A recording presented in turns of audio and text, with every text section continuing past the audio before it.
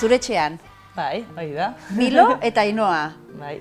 Milok ezaugarri berezi batzuk badituela ere ikusten dugu. Bai. Bistakoa da, ezta? Zer Bai. da Milok daukana? Bueno, Milo dauka triosomia bat, kromosoma 9 direna, eta triosomia hori da mosaiko. Bale, orduan, Eta nik ulertzeko moduan? Hori da, esplikatzeko pixka bat. Pertsonen guztia dauzkagu 23 kromosoma, bea dauka 9garrena beste bat, eta hori da mosaiko. Osea, pixka bat ikusteko, ikusten badezuzuk edozein kuadroa, mosaikoa azkenean da, pum! Ez dakizu nondikan joango dan. Osea, mosaiko guztiak dira desberdinak. Osea, Espainia mailan jakitagatik, daude 3 ume, Milo bezala, jakinda, baino daukate gauz desberdinak. Orduan, Milo dauka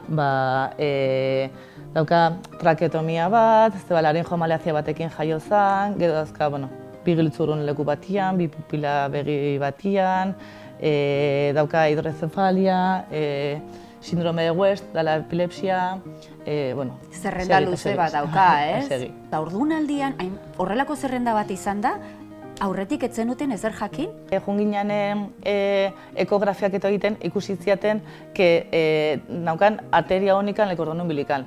Osea, beti daude bi arteria, batetikan jaten dute eta bestetikan zaborrak butatzen dute. Hemendikan zegoen bat. Orduan, normalki ume hauek jaiotzen dira txikigoak.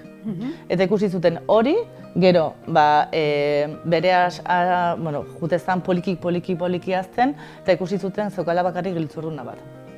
Orduan, 15 egunero egiten nuen ekografi bat, baina zuten ezer gehiago ikusten.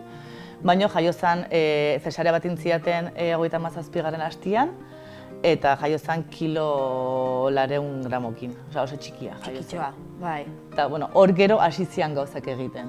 Eta iristen denean momentu hori esaten dizuetela, benetan, hau dago, nola hartzen du familiak?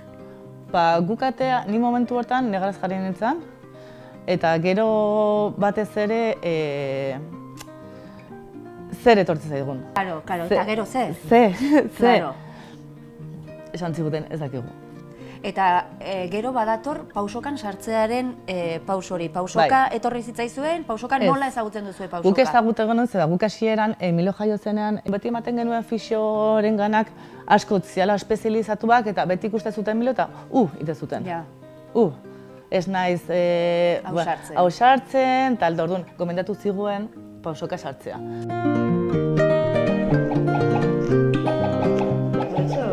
Pausokak eskaintzen ditu, arlo ezberdinetako profesional asko ditu, bai fisiologopedak, pila bat, ez? Osteopata, terapiak. Eta bera joaten da?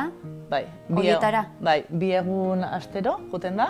Eta ikusten dio osteopatak, logopedak eta fisioak. Gu nahi genuen profesionala bat ikutzen. Jakinda nola egin. Usten dut asko eman dizuela pausokak momentu honetan. Astean bitan bada ere. Zer da zuretzat pausoka? Niretzako pausoka etorkizuna da Milentzako. Guri esan ziguten Milo izango zala jaio berri bat, ume bat bezala, ez zula begiak irekiko, ez zula estimulurik egingo, izango zala horrela. Orduan, pausokaran hasi ginanen, hasi zian mugitzen, papinarekin jolasten, orduan ja hasi da, adibidez guain begiratzen nahi nau, komunikatzen ari da komunikatzen ari da, erakasten nahi dira nola komunikatu iPad batekin, begiradakin marrazten du. Momentu honetan nik eskatzen badizut hitz batez edo bizipoza zerk ematen dizun, idatziko diazu hemen? Bai, noski baiez.